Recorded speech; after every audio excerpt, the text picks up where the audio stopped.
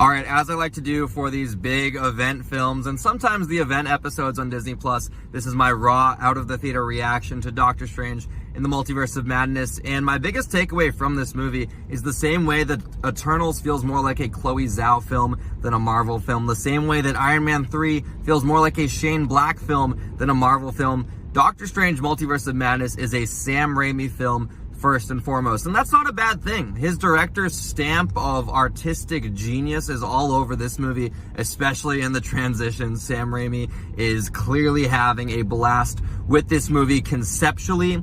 As for the narrative, it's a little all over the place, which is not a bad thing. It's the Multiverse of Madness. It's in the title. It's going to get a little chaotic.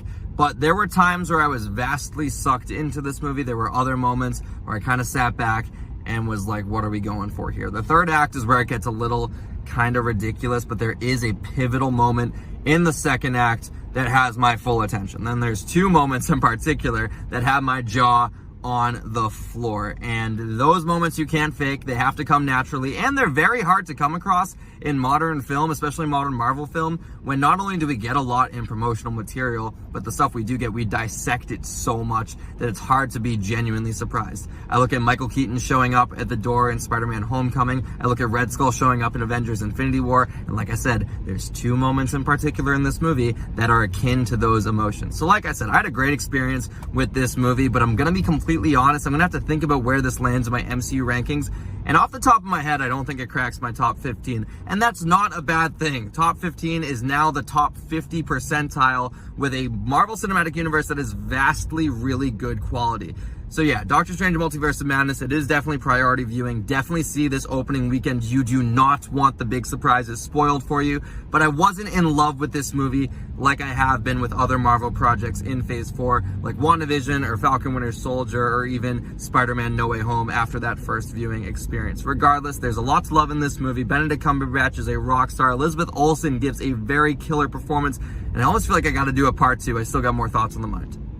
So to continue here with this part 2, I just do want to touch on the performances a little bit, the performances that you know about, obviously. Elizabeth Olsen is a rock star in this movie, and that takes no one by surprise. You saw what she did in WandaVision, and I really felt like she took that to another level here in this movie. Benedict Cumberbatch as well, you've seen in the trailers that there are other versions of Doctor Strange in this movie, and he does a very good job. Similar to how very recently Oscar Isaac and Moon Knight, you can tell the difference between Mark Spector and Stephen Grant. You can tell the difference between these different Stranges, and I think that's really appreciated, and it takes a really good actor to pull off something like that. So props to Benedict Cumberbatch for absolutely killing this role. As for other actors I enjoyed in this movie, Chiwetel Ejiofor I thought had some good scenes as Mordo. I also enjoyed Rachel McAdams for the scenes that she was in. And Xochitl Gomez, oh my god, rock star. Again, I'm tossing that word around a lot, but she was phenomenal in this movie. I remember that they were seeking an America Chavez casting back in, I want to say, August 2020,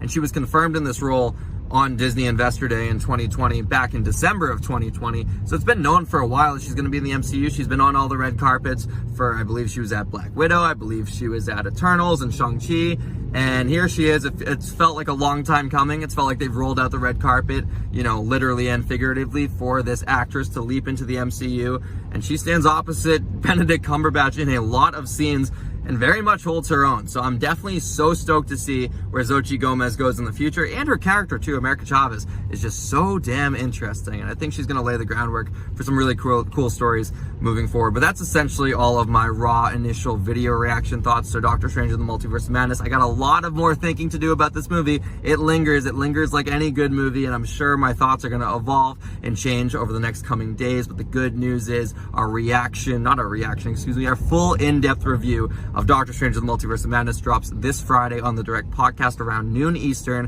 where myself and Matt Remke are going to break down everything we saw in spoiler-filled detail. For now, those are my spoiler-free thoughts.